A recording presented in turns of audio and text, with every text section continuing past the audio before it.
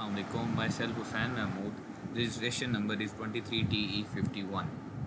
Today I will present two fundamental search algorithms used in computer science: breadth first search or BFS and depth first search or DFS. These algorithms are used to explore trees and graphs and have applications in networking, pathfinding, web crawling, artificial intelligence, and many other fields. In this presentation, we will compare BFS and DFS, analyze their behavior, discuss their applications, and see how they are implemented in Python.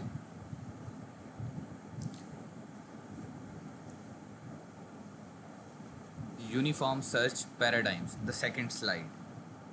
This slide introduces the two search paradigms.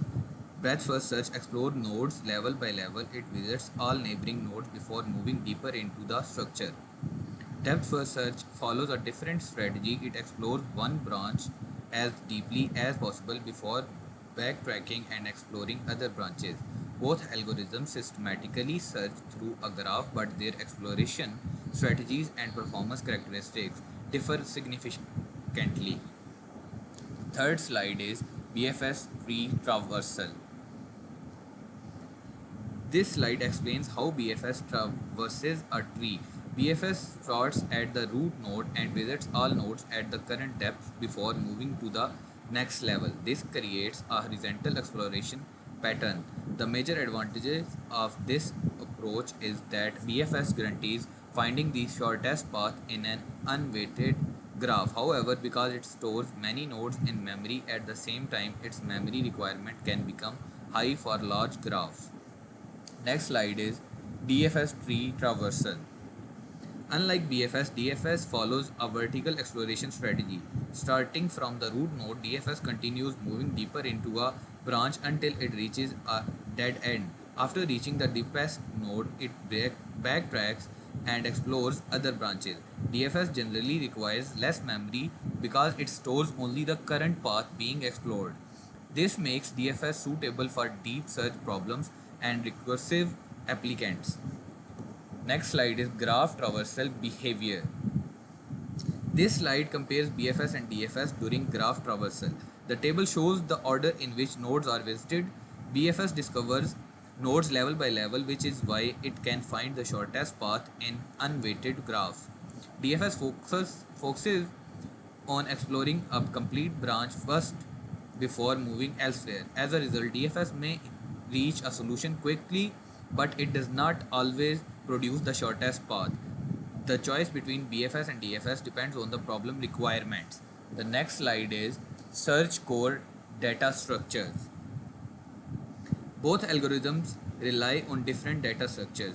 BFS uses a queue which follows the FIFO principle, first in, first out.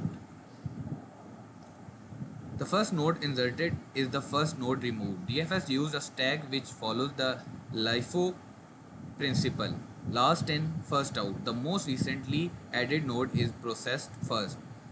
These data structures directly influence how each algorithm explores the graph. The next slide is reward grid navigation. This slide demonstrates a practical application of BFS.